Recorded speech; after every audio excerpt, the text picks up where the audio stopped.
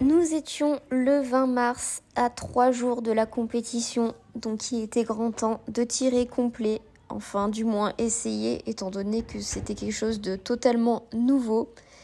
Donc c'était le moment aussi de tester l'échauffement comme en compétition, donc comment je vais faire pour m'échauffer. Alors c'est simple, j'ai choisi de faire la deuxième partie en échauffement, en premier passage, et ensuite en deuxième passage, donc de travailler le lâcher. Comme ça me fait...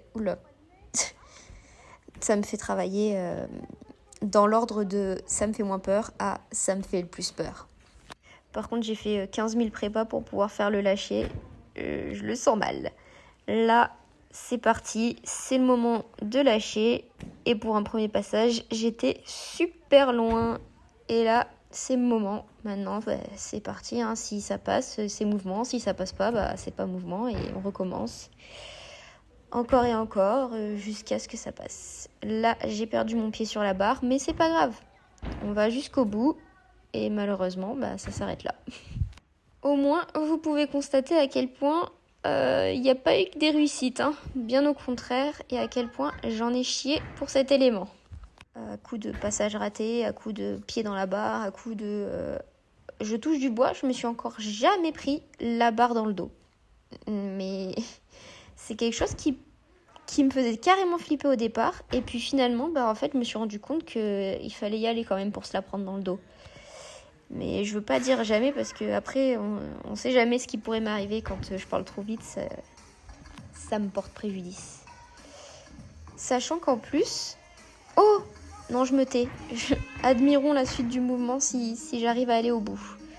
Là, pied-main équille, suivi de soleil valse pour avoir la bonification à 0,1. Et bien sûr, je me prends le pied dans la barre. Ça, c'est normal. Et puis la sortie. Allez, un mouvement de fait. Ça, par contre, c'est grave cool. Et ce que je constate, du coup, ce que j'allais dire tout à l'heure, c'est que... Non, je me tais. J'ai réussi un deuxième mouvement d'affilée. Alors, on va fêter ça et on va admirer, encore une fois. Pied-main équille, soleil valse. Et cette fois-ci, je me prends pas la barre. Et c'est un mouvement réussi. Bon, on regarde pas la sortie, c'est que j'avais tellement mal à la cheville que voilà. Donc, mon entrée poisson, je trouve qu'elle est pas propre sur les vidéos et par rapport à aujourd'hui où maintenant elle est carrément plus propre.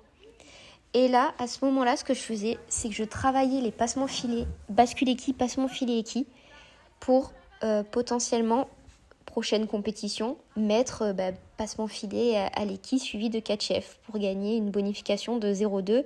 Parce que si on fait bascule équille, passe-fil 4 chefs, ça fait une bonif D plus D 0,2. Et pour le coup, les passements filets, c'était pas mal. Alors oui, je sais, la vidéo date. C'était avant la toute première compétition, donc les interdépartements équipes.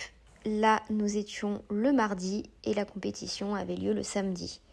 Je m'étais fait mal aux pieds, donc comme vous pouvez le voir, j'avais un plâtre à la cheville, mais comme la compétition était le week-end, il fallait s'entraîner. Le problème, c'est que je manquais clairement de stabilité sur cette poutre, mais pas le choix, c'est comme ça. Il faut y aller quand on se rapproche de la compétition, c'est pas le moment de lâcher. Et comme je me rappelle plus trop du programme de ce jour-là, je sais que si je commence par l'entrée en général, et alors là, si elle salto arrière, c'est que clairement, j'étais partie pour faire mouvement. Bon, on entame déjà le mouvement avec une chute, un gros déséquilibre. Après, comme je vous le dis, c'était avant les interdépartements, deuxième chute. Donc c'était en février ou mars, je ne sais plus. L'avantage, c'est que maintenant, on connaît la finalité de la saison et on peut voir l'évolution grâce à du coup Storytime où je suis vachement en retard et les résumés d'entraînement où je suis du coup à l'heure et à jour. On va dire que ce premier mouvement ne comptait pas et donc on repart sur un deuxième mouvement. L'entrée n'était pas belle du tout. Est-ce que là, je vais réussir à faire un vrai salto arrière ? Oui. J'étais vraiment pas sereine sur l'élément. C'est fou parce que là, ça va beaucoup mieux, mais alors à ce moment-là, allez, on est sur une chute au costal, un grand battement au japonais. C'est vraiment pas propre. Ouais. Je comprends même pourquoi à la compétition, du coup, parce que vous avez déjà eu les vidéos de la compétition, j'ai chuté à cette compète en poutre. Et je tremblais énormément. J'arrivais pas du tout à me canaliser. Et je comprenais pas pourquoi. Ah oui, bah là je suis on fire. Je pars sur un 3e mouvement. En tout cas, l'entrée était beaucoup mieux. Je sais pas si vous avez vu la différence. Bon, le salto arrière, toujours un peu aléatoire. Est-ce que là, on part sur un mouvement sans chute? Eh ben non, encore une chute au costal. Ça, c'est chiant. Par contre, le japonais, il était clean.